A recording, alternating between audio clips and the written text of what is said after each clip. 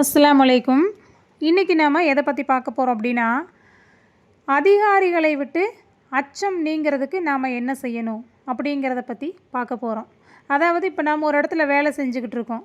அந்த வேலை செய்யும்போது நமக்கு மேலே இருந்து நமக்கு செய்யக்கூடிய வேலைகளை ஏவுறவங்க நமக்கு மேலதிகாரி. அவங்க எப்போவுமே நம்மக்கிட்ட சந்தோஷமாக அன்பாக நடந்துக்கிட்டாங்க அப்படின்னா அந்த வேலை நமக்கு ரொம்ப ஈஸியானதாக இருக்கும். அந்த வேலை செய்யக்கூடிய நமக்கு கஷ்டமே தெரியாமல் இருக்கும். ஆனால் இதுவே அவர் ரொம்ப அவருடைய அதிகாரத்தன்மையை காமிச்சிட்டு அவர் நம்மக்கிட்ட எப்போவுமே சிடுசிடுன்னு கோபமாகவே ஒரு வேலையை கொடுக்குறாரு அப்படின்னா அவர் மேலே நமக்கு கோபமும் எரிச்சலும் தான் வரும். அப்போ நம்ம என்ன பண்ணுவோம், ஏதாவது ஒரு தவறான எண்ணங்களுக்கு போக ஆரம்பிச்சிருவோம். ஒரு நாள் இந்த ஓனரை ஒரு அடி விடணும், அப்போ தான் சரியாக வரும் அப்படிங்கிற ஒரு எண்ணம் வந்துடும். அடுத்தது இல்லை அப்படின்னா நம்ம இவர் எப்படியாவது நம்மளுடைய கண்ட்ரோலுக்கு கொண்டு வரோம்னா இவர் ஏதாவது ஒரு வசியம் பண்ணி வச்சிடணும், அப்போ சரியாக வரும் அப்படின்னு சொல்லி தவறான செயலுக்கு போயிடுறது. இந்த மாதிரி எண்ணங்கள், கெட்ட எண்ணங்களை விட்டு நம்ம நீங்கி அல்லாஹுடைய ரூட்டில் நாம் சிந்தித்தோம் அப்படின்னா அது நமக்கு நேரானதாக இருக்கும். ஏன்னா நாம் நேர்வழிக்காக பிறந்தவங்க. நம்மளுடைய பாதை எப்போவுமே நேரான பாதையாக தான் இருக்கணும்.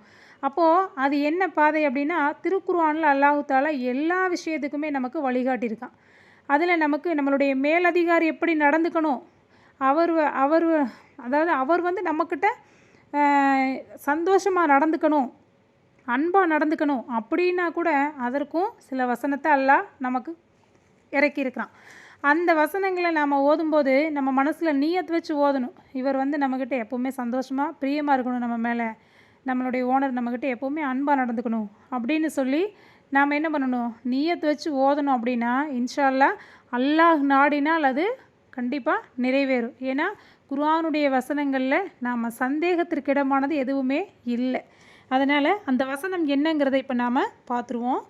பிஸ்மில்லாஹிர் ரஹ்மானிர் ரஹீம். ஃபஸயக்ஃபீகஹுமுல்லாஹு வஹுவஸ் ஸமீஉல் அலீம். இது அத்தியாயம் 2 வசனம் 137. இது நமக்கு ரொம்ப சிறிய வசனம்தான். இது நம்ம ஈஸியாக மனப்பாடம் பண்ணிக்கலாம். 2-3 தடவை நம்ம கேட்டோம்னாலே நமக்கு ஈஸியாக மனப்பாடம் ஆயிரும்.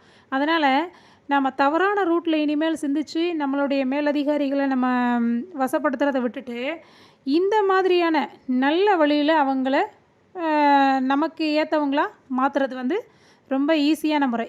அதனால் இப்படி ஒரு நம்ம வசனத்தை மனப்பாடம் பண்ணி வச்சுக்கிட்டோம்னா நம்மளுடைய எண்ணங்களை ஈஸியாக நம்ம நிறைவேற்றி அதிலிருந்து நம்ம சக்ஸஸ்ஃபுல்லாகிடலாம். அதனால் இன்ஷா அல்லாஹ் ஒவ்வொருவருடைய மனசுலையுமே இந்த மாதிரி சில ஆயத்துகளை மனசில் பதிவிடுங்க. அது ரொம்ப நன்மையானதாக இருக்கும். இன்ஷா அல்லாஹ் இந்த விஷயங்களை நீங்கள் கேட்டதோடு மட்டும் இல்லாமல் மற்றவங்களுக்கும் இதை ஷேர் பண்ணுங்கள். மறக்காமல் சப்ஸ்கிரைப் பண்ணி வச்சுக்கோங்க. அப்போ தான் நான் உங்களுக்கு அடுத்தடுத்து போடக்கூடிய வீடியோக்கள் எல்லாமே உங்களுக்கு சேரும். இந்த குர்ஆனுடைய வசனங்களை நாம் கேட்டுட்டு அலட்சியமாக தள்ளிடக்கூடாது. ஏன்னா இது முக்கியமானது. கண்டிப்பாக கேட்டு பயனடை.